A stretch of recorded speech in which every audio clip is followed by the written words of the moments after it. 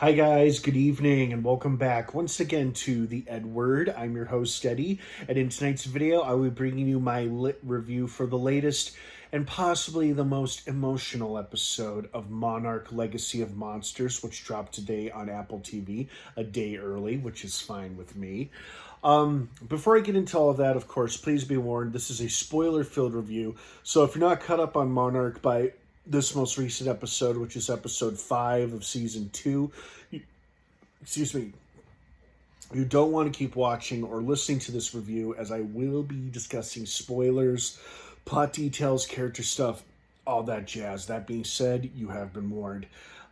Let's dive right back into it. First and foremost,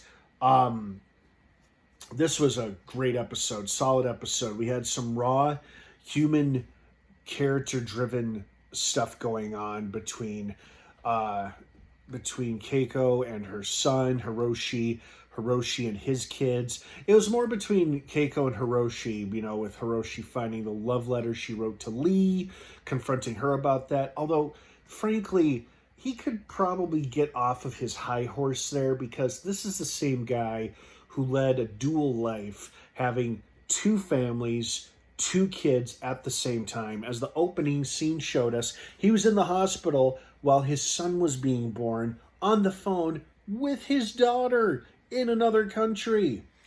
And I'm like, dude, are you really in a position to judge your mother for having a brief fling with another man who wasn't your father or stepfather?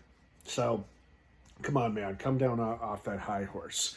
But it's a good thing that he and Keiko did make peace, or seemingly make peace with themselves and each other, because sadly, as we saw by the end of this episode, Hiroshi seemingly did not make it from that wound he sustained due to the damage caused by Titan X going apeshit when Apex tried to launch their little neural implant thing into it. And of course, it didn't do a goddamn thing. And the little creatures got it removed from their mother. And then it caused Titan X to go crazy and, of course, killed Hiroshi in the process.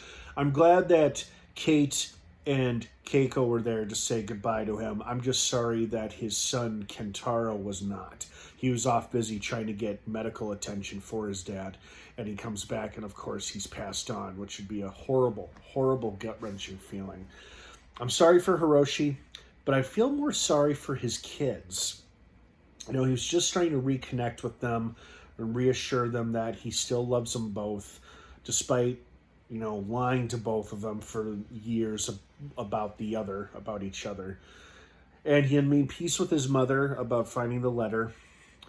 And he talked about what a relief it was knowing that Bill Randa didn't leave because of him, but probably left and went on his monster hunting because he found that letter that Keiko wrote Lee.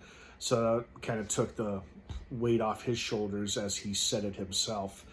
But I'm sorry to see him go. I guess this episode was to remind us that no one is safe in this world. We saw director Verdugo die in the season 2 premiere. And now we've lost Hiroshi, and our group of heroes has grown smaller. And our group of villains have seemingly gotten bigger.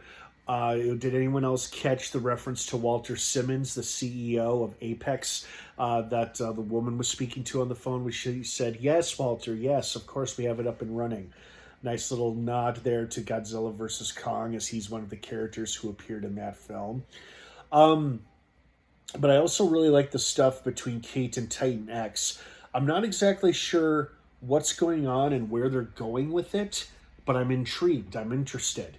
There seems to be some kind of, mental, neurological connection between the two, and it must have something to do with the fact that she's the one that freed it from Axis Mundi, and maybe a bond or a connection was made, and neither one of them are aware of it.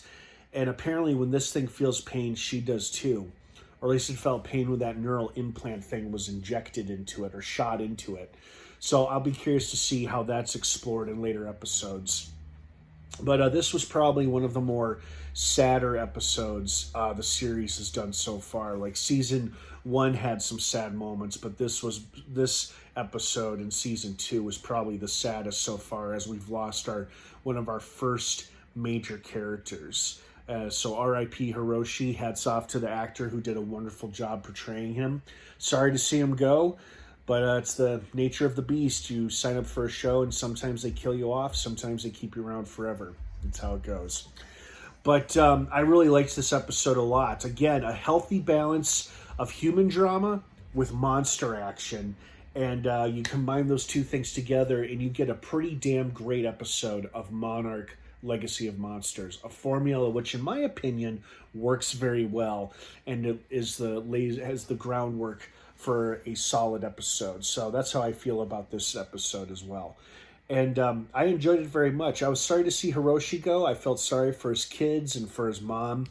But, unfortunately, this episode reminded us that no one is safe in this world and that there is collateral damage when these monsters go crazy and cause mayhem and destruction, as we've seen before.